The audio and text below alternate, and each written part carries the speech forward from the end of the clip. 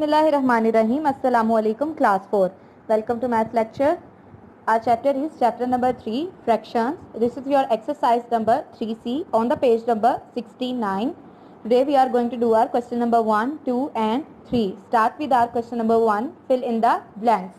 A part is 2 over 7 plus 1 over 7 equals to dash over 7 plus dash over 2 satisfies the commutative law of addition. commutative law के बारे में आपको बताया गया था, जैसे कि आपके पास फर्स्ट फ्रैक्शन अगर लिखी गई है 2 और 1 के उसमें ऑर्डर में लिखा है, तो आपने सेकंड नंबर पे इक्वल के दूसरी साइड पे 1 और 2 के ऑर्डर से लिखना है उसको.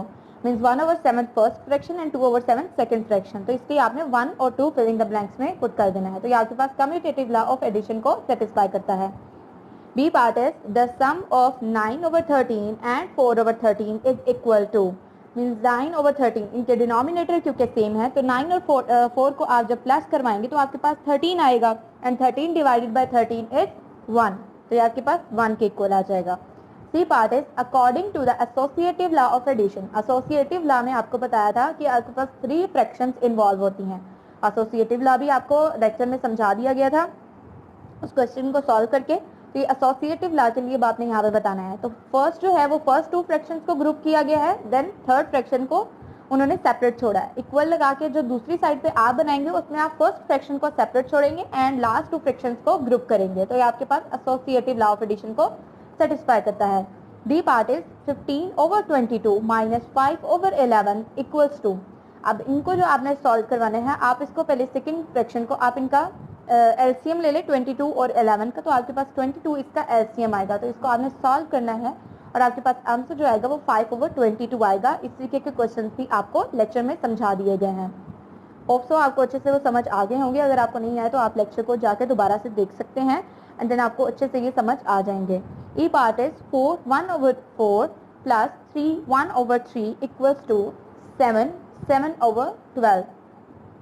इसलिए कि क्वेश्चंस को सॉल्व करना भी मिक्स्ड फ्रैक्शन से पहले आपने इनको इम्प्रॉपर फ्रैक्शन में चेंज करना है, देन आप इनको सॉल्व करेंगे, आंसर आपके पास देन ये आएगा.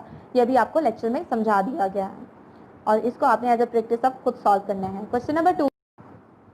Next we have our question number 2. State whether the following are true or false. Means आपने स्टेटमेंट को देख के बताना है कि ये स्टेटमेंट आपके पास ट्रू है या फॉल्स है. A part is The commutative law of addition is not true for fractional numbers. तो commutative law of addition जो है इनके स्टेटमेंट के मुताबिक वो ट्रू नहीं होता फ्रैक्शनल नंबर्स के लिए. तो ये आपके पास रॉन्ग है, तो इसको स्टेटमेंट को आप लिखेंगे false.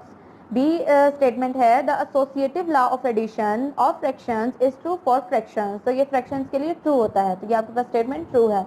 C part is to add or subtract like fractions we take LCM of the denominators.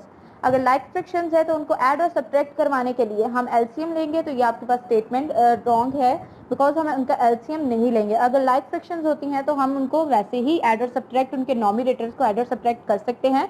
Denominator को हम एज इट इज वैसे ही लिख देंगे, जो उनके लाइक फ्रैक्शन का एक डिनोमिनेटर होगा उसको एज इट इज वैसे ही लिख देते हैं. जब आपके पास डिनोमिनेटर्स डिफरेंट होते हैं तब आप उनका एलसीएम लेते हैं. जब आपके पास डिनोमिनेटर सेम होंगे तो आप एलसीएम नहीं लेंगे. तो ये आपके पास स्टेटमेंट फॉल्स है.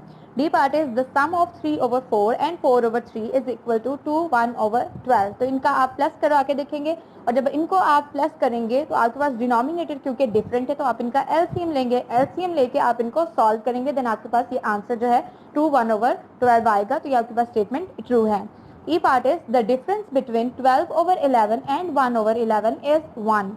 डिफरेंस का मतलब है कि आप इनको माइनस करेंगे. 12 over 11 माइनस 1 over 11 आप इस तरीके से लिखेंगे. तो आपके पास क्योंकि ये लाइक फ्रैक्शंस हैं, इनके डिनोमिनेटर्स आपके पास सेम है, तो आप 12 माइनस 1 जब करेंगे सीधा तो आपके पास आ जाएगा 11. 11 डिवाइडेड बाय 11 जब करेंगे तो आपके पास आंसर 1 आएगा. मीन्स ये स्टेटमेंट आपके पास ट्रू है. Next we have a question number from the given options. Means आपने गिवन ऑप्शंस में से करेक्ट आंसर को सिलेक्ट करना है. A part is 4 9 over 13 and 6 over 13. The commutative law states that 9/13 और 6/13 के लिए आपका कम्यूटेटिव लॉ जो है वो क्या स्टेटमेंट देता है, तो यहाँ पे आपके पास बी ऑप्शन जो है वो यहाँ पे करेक्ट है, क्योंकि कम्यूटेटिव लॉ में आप इनको क्या करेंगे, ऐड करेंगे और दूसरी साइड पे आपने इनको उल्टा करके लिखना है। मीन्स आपके पास अगर फर्स्ट फ्रैक्शन आप 9/13 को रख रहे हैं प्लस 6/13, देन आप सेकंड जब जाएंगे इक्वल के दूसरी तरफ जाएंगे दूसरी साइड पे, तो आप फर्स्ट फ्रैक्शन जो है वो 6/13 को रखेंगे एंड देन सेकंड फ्रैक्शन आप 9/13 को रखेंगे। तो ये आपके पास कम्यूटेटिव लॉ है। C part is the difference of 5 1/4 and 2 3/4 is equal to। तो अगर आप इनके दरमियान में डिफरेंस निकालते हैं, ये आपके पास मिक्स्ड फ्रैक्शन है, इनको सॉल्व करना भी आपको सिखा दिया गया है। इनको भी आपने इस तरीके से सॉल्व करेंगे, इनका डिफरेंस निकालेंगे, इनको माइनस करेंगे तो आपके पास आ जाएगा आंसर 2 1/2।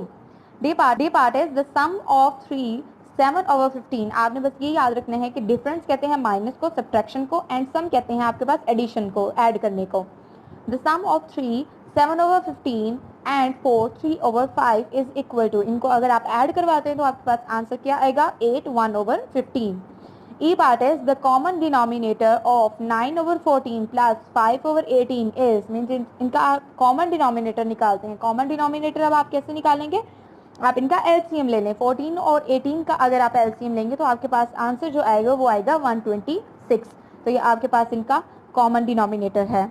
इसी तरीके से आपने इसको इस पूरे जो 3 क्वेश्चंस हैं इनको अपनी बुक के ऊपर ही सॉल्व कर लेना है। रिटन डे आपने top of the page neat and clean mention कर लेनी है और इस पूरे वर्किंग को आपने अच्छे तरीके से लर्न भी कर लेना है और सॉल्व भी अच्छे तरीके से करना है। नेटिव स्कूल के स्लोगन को नहीं भूलना, रुकना नहीं है, आगे बढ़ते जाना है। अल्लाह हाफिज स्टूडेंट्स।